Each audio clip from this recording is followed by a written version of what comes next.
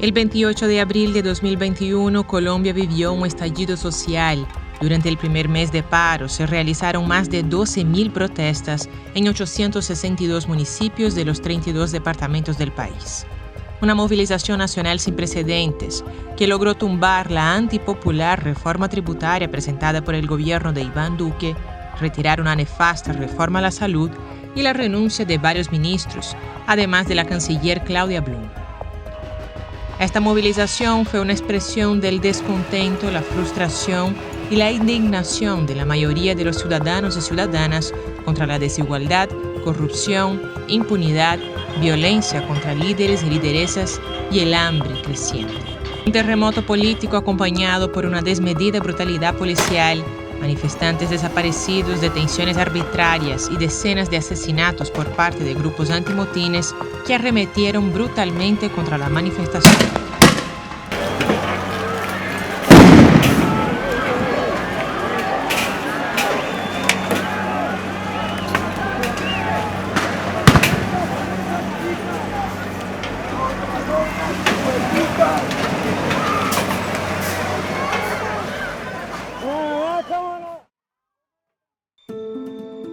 Colombia es el segundo país más desigual del continente y enfrenta profundas brechas entre personas ricas y personas pobres.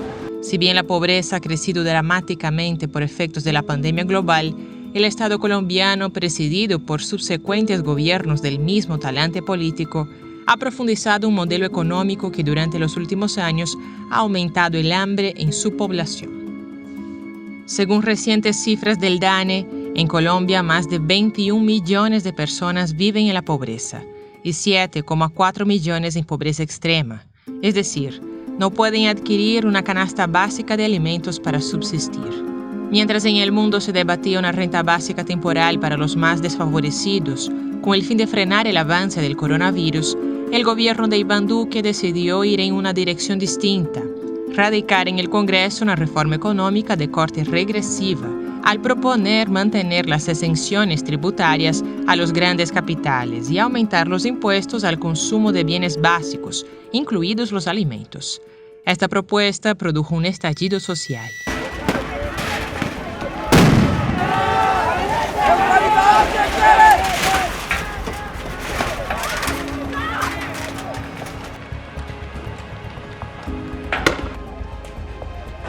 Pero por supuesto, el contexto es mucho más histórico y mucho más estructural.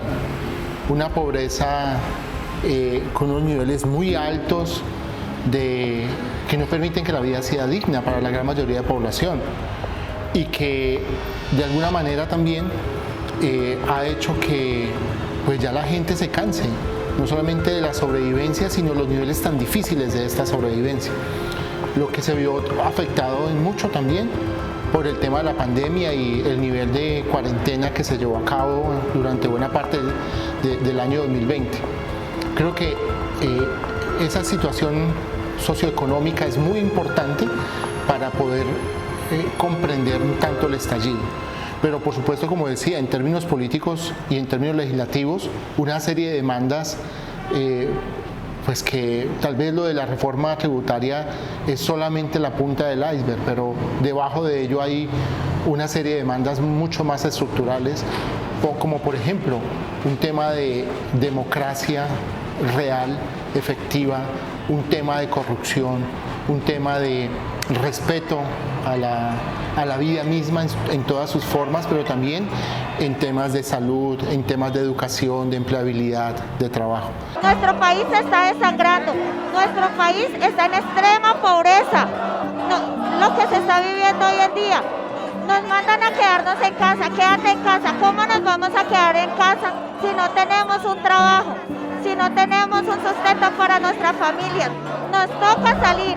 Si no nos mata el COVID, nos vamos a morir de hambre. Si no nos morimos de hambre, nos va a matar este gobierno como lo está haciendo. Porque salimos a protestar, nos matan. Yo estoy aquí es porque quiero hacer valer mis derechos. Que nosotros podamos ir a trabajar tal vez me despidan, tal vez me sacan hoy mismo, me sacan en un mes, me sacan en 2 meses. No llegar a la casa y decirle, mami, qué pena, me despidieron, no tengo con qué traer el pan de la casa. Eso es lo que más que todo le duele mucho acá.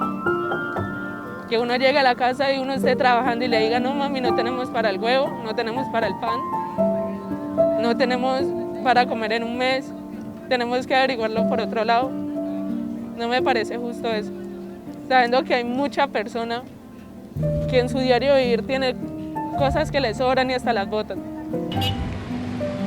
Asistimos al nacimiento de un nuevo país que desde las barricadas arrinconó al gobierno de Duque, que le devolvió al pueblo un respiro al no tener que pagar más dinero por los alimentos, que desveló al mundo no solo que en Colombia no existe democracia, sino que hay una nueva generación de jóvenes para un nuevo momento en la lucha de clases.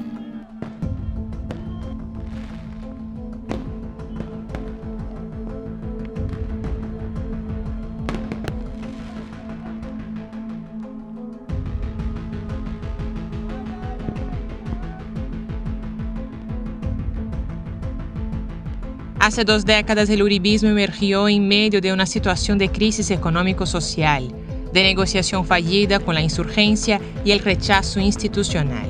Un proyecto que se consolidó con el respaldo paramilitar y continuó el modelo neoliberal, configurando así un quebrantamiento de las luchas por el cambio social en Colombia.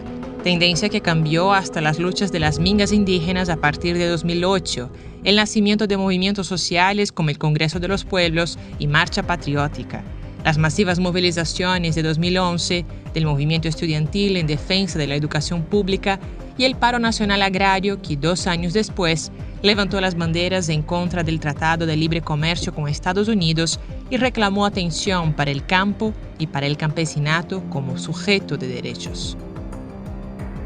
Un acumulado de movilización que el 21 de noviembre de 2019 se expresó como un levantamiento popular y el 28 de abril de 2021, luego del confinamiento producto de la pandemia global, vuelve el protagonismo de una juventud popular radicalizada en la forma de incidir y participar políticamente en los asuntos públicos y de la nación.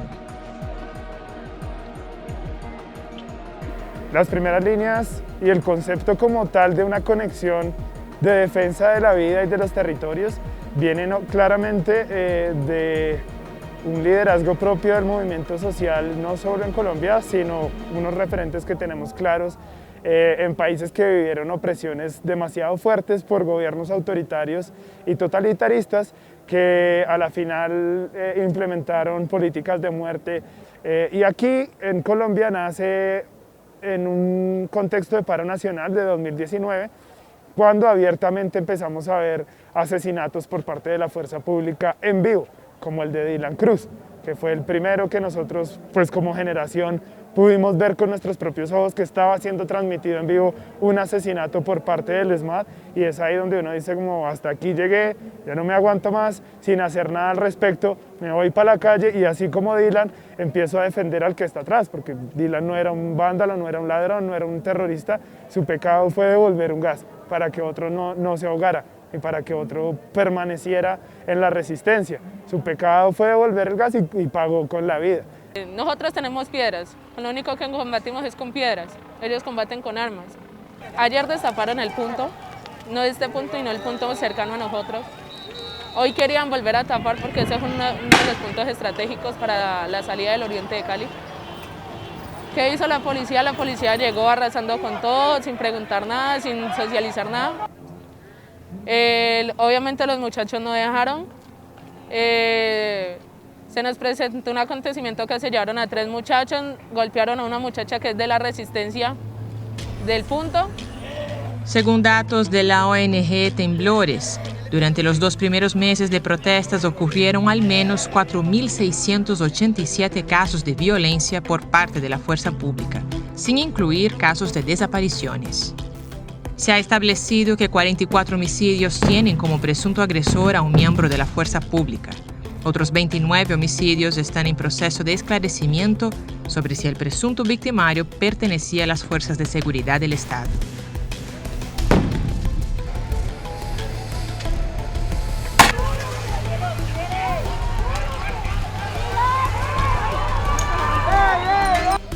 Además, la campaña Defender la Libertad, Asunto de Todas, ha denunciado al menos 3.274 personas que han sido detenidas, muchas de ellas de manera arbitraria, aplicando de manera generalizada, indiscriminada y sin justa causa la figura del traslado por protección, siendo sometidas en varios casos a tortura o tratos crueles, inhumanos y degradantes. Registran 84 casos de manifestantes con mutilaciones oculares y denuncian que casi un centenar de personas siguen desaparecidas, según datos de la institucionalidad. Alarmantes cifras que develan una profunda crisis de derechos humanos que ha despertado la solidaridad y el acompañamiento de la comunidad internacional. Yo veía cómo está diseñada la lógica que implementa la policía en Colombia.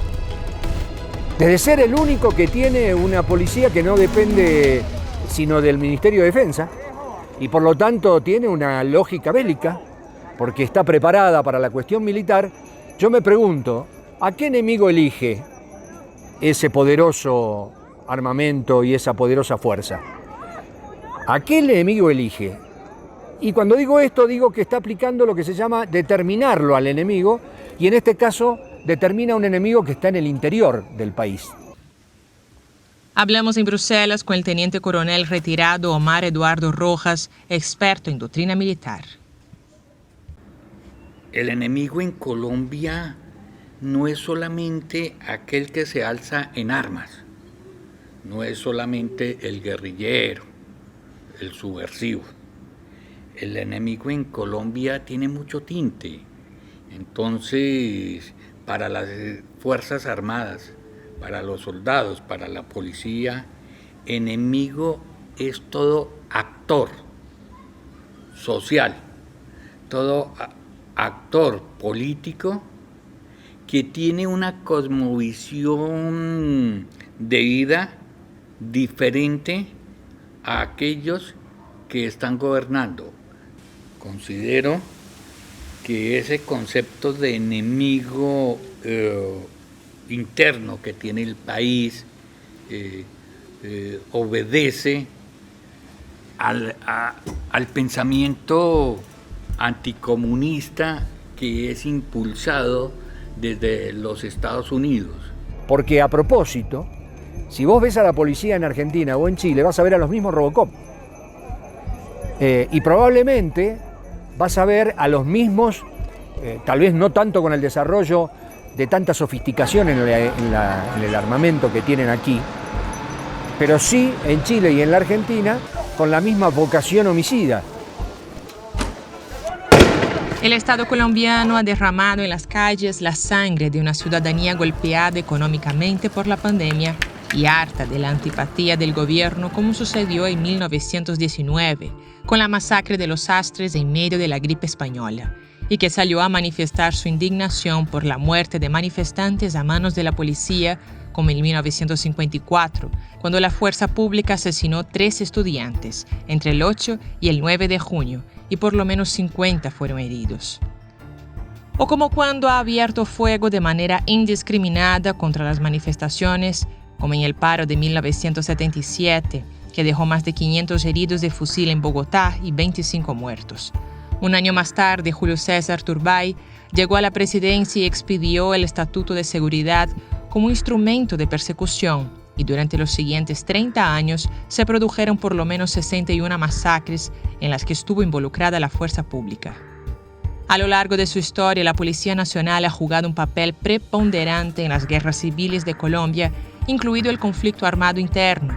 Luego de la década de 1930 y la guerra con Perú, se pasó de la defensa nacional a la seguridad nacional en términos de doctrina militar.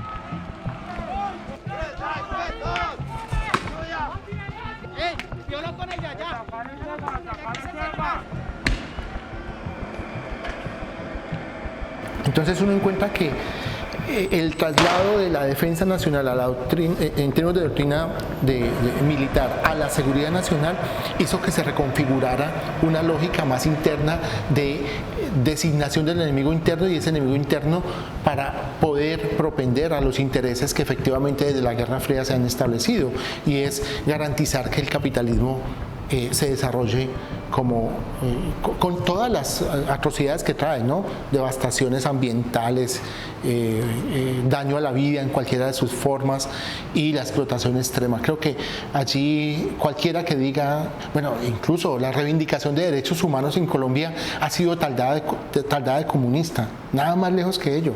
Es una reivindicación liberal. Pero claro, como la ultraderecha ha sido la que ha posicionado un discurso de estos, casi que defender derechos humanos es lo que resultaría más a la mano para poder por lo menos evidenciar la situación que se está presentando. La guerra en Colombia que desarrollan las Fuerzas Armadas es sucia, es psicológica, es política. En esa guerra no hay reglas, no hay límites.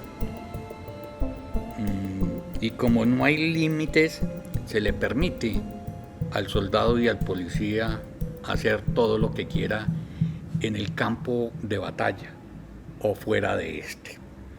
Nosotros fuimos testigos con la recorrida que hicimos por el interior de Colombia de que la desaparición forzada de personas, el peor de todos los delitos, ese que comete un Estado y entonces como tal agravia a toda la humanidad.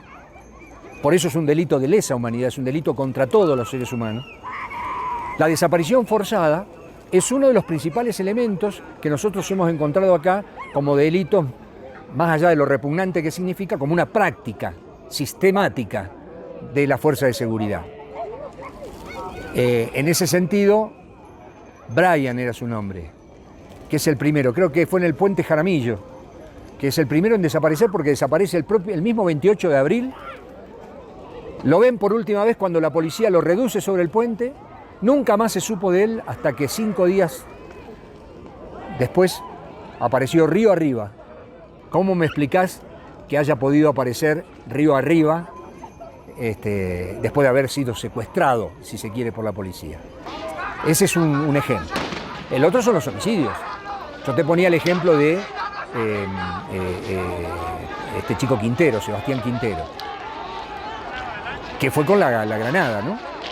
Pero después tenés lo de bala de plomo. Tenés los episodios de Cali con el asistente del fiscal que disparó sobre 3 manifestantes. Tenés la situación que atravesó una lideresa de la comunidad NASA, Daniela Sotopito, una chica brillante ella, que estando en Cali, yendo hacia Popayán, son interceptados por un grupo de civiles, que ese es el otro costado, ¿no? Los civiles armados que cuentan con el consentimiento de la policía, porque, oh casualidad, están siempre de la misma línea, y que le disparó a Daniela y no la mató de casualidad. Y en esto de los homicidios, yo quiero hacer notar algo, un problema que yo noto y que me entristece mucho y me preocupa mucho, es que Colombia empezó a naturalizar la muerte. Y es terrible eso. La verdad es que a nosotros y a nosotras lo que nos ha estremecido es encontrarnos con situaciones de violación de los derechos humanos en las protestas que son realmente escalofriantes. En el caso de las mujeres, por ejemplo, no solamente hay violencia física, sino que hay violencia psicológica y hay violencia sexual en las mujeres y las disidencias. Por más que hayan muchas denuncias de carácter nacional e internacional, dudo que vayan a haber investigaciones serias y juiciosas, toda vez que los organismos de control también están manejados por el mismo grupo político que está al frente del gobierno. Y pues bueno, esa es un poco también la posibilidad de seguir actuando de esa manera para que ellos lo sigan haciendo.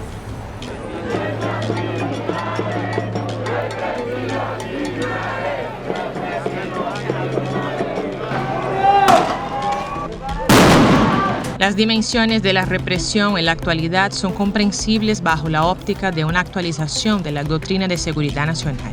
Identificar el movimiento social y comunitario como el nuevo enemigo interno y, en consecuencia, como objetivo militar. Urbanizar el conflicto armado y dar tratamiento bélico a la conflictividad social. Colombia lleva más de 100 años esperando que el gobierno tome medidas que impidan el asesinato de manifestantes a manos de la policía. ¿Cuándo cesará la horrible noche?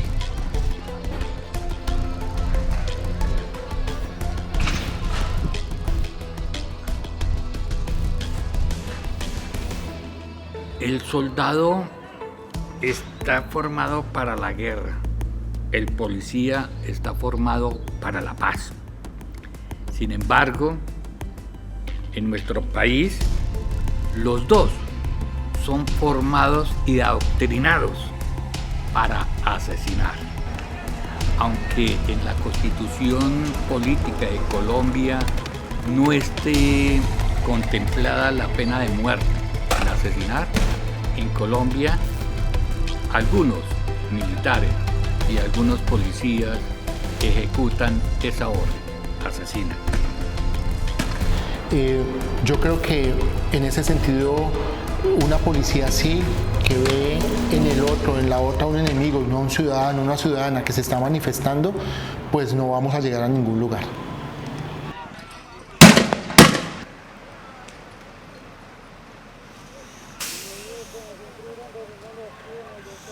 Aquí la doctrina militar es señale, criminalice, golpee, capture, hiera, viole, abuse y judicialice.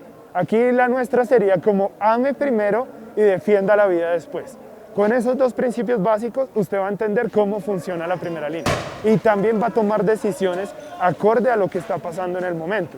Si usted ama, si usted quiere, si usted defiende la vida y siente al otro como alguien que toca proteger y cuidar, va a entender que hay momentos en que, y muchos de los momentos, casi la mayoría, en los que nosotros no tenemos por qué empezar nada, en los que nosotros no tenemos por qué dejarnos provocar y responder como la policía espera que respondamos, es con toda violencia para ellos justificar su actuar criminal y asesino. Y por una parte, insisto, nos ha sorprendido y nos ha estremecido esa violencia desplegada sobre esos cuerpos jóvenes, pero por otra parte, la valentía, la lucidez, también nos ha despertado enorme admiración y, en definitiva, una esperanza respecto de que se encamine a un cambio en esta situación tan dramática que hoy está viviendo Colombia. El derribamiento de monumentos a la dominación española, como la estatua de Sebastián de Belalcázar en Popayán y en Cali, la de Cristóbal Colón en Barranquilla y la de Gonzalo Jiménez de Quesada en Bogotá, son la imagen más clara de la caída del poder hegemónico. Por eso resultan tan impactantes. Así se expresa la lucha anticolonial, que se descifra en el enjuiciamiento y en el castigo de los pueblos a sus opresores, en la disputa cultural histórica por los lugares de memoria, las conmemoraciones, los emblemas y las narrativas del pasado. Es la profanación y el sacrilegio en contra de la arquitectura del poder.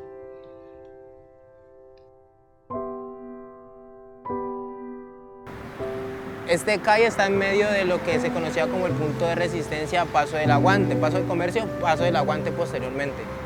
En medio de esos enfrentamientos, los manifestantes pues, sacaron del calle a los policías ya no podían, ya no estuvieron más acá. Ese calle estuvo abandonado.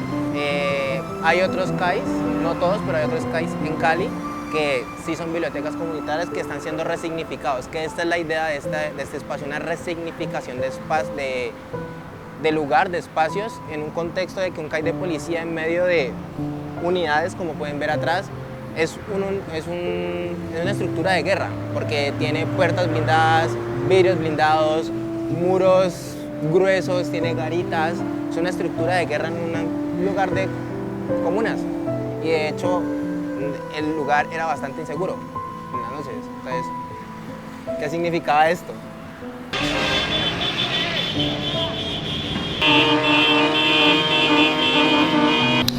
Es que también las formas de expresión de la protesta han variado en mucho.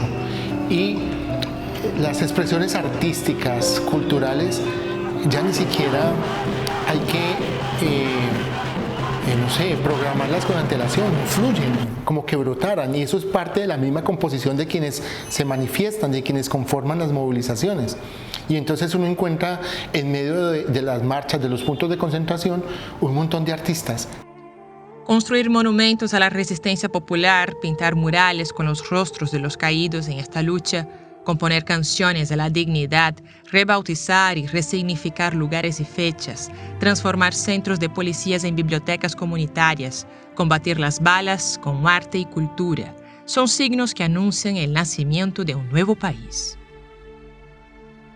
Uno encuentra en Puerto Resistencia todos los significados que hay contenidos en el monumento. Uno dice, aquí no hay que estudiar de semiótica un doctorado, aquí esta gente nos está dando toda una cátedra importante de cómo simbolizar sus expresiones.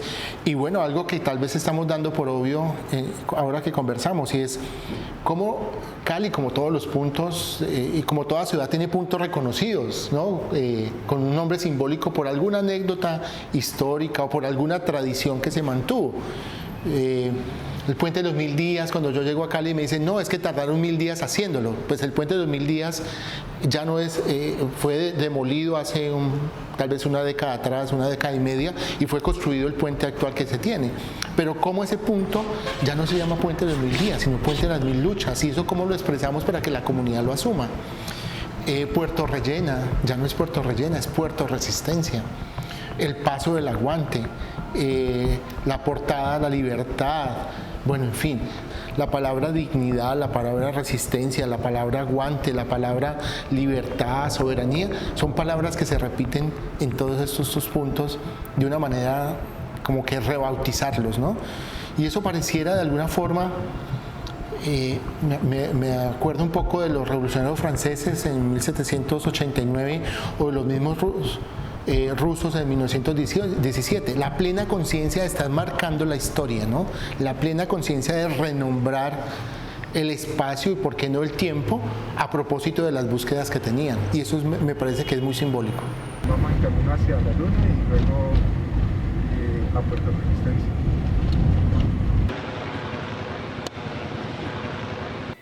En 365 días del año en este país siempre habrá un municipio de los 1000 y tantos municipios que tiene este país en donde se esté luchando por algún derecho. Y eso es lo que ha explosionado el asesinato de líderes, las masacres, la desposesión de territorio, que no es solamente sino en campos y ciudades. De las personas desaparecidas, de los niños que se le roban la plata a los comedores infantiles de los colegios, por los niños de Guajira, o sea, son muchas cosas. Entonces, que nazca ese sentido de empatía en las personas y puedan entender de que el privilegio que puedan tener no puede nublar esa empatía de sentir, y las personas tienen necesidades y todo el mundo tiene el derecho de querer salir adelante y poder salir adelante y tener una vida digna. Y eso es lo que muchas personas están luchando ahora, tener una vida digna. Y eso es lo que ha hecho que estos muchachos estén en las calles haciéndose matar, diciendo mi vida no importa nada, así como hasta ahora la he llevado. Y quiero una vida con más esperanzas, y esas esperanzas solamente me las garantiza la lucha en las calles. Yo creo que lo que queda hacia adelante en términos de la movilización y el tratamiento que le ha dado el Estado es seguir insistiendo. O sea, creo que lo peor que podría hacerse es, después de tanto esfuerzo, tanto dolor, pero también tanta esperanza manifestada en las calles, es como que borrón y cuenta nueva, como que volvamos a lo que llaman algunos normalidad.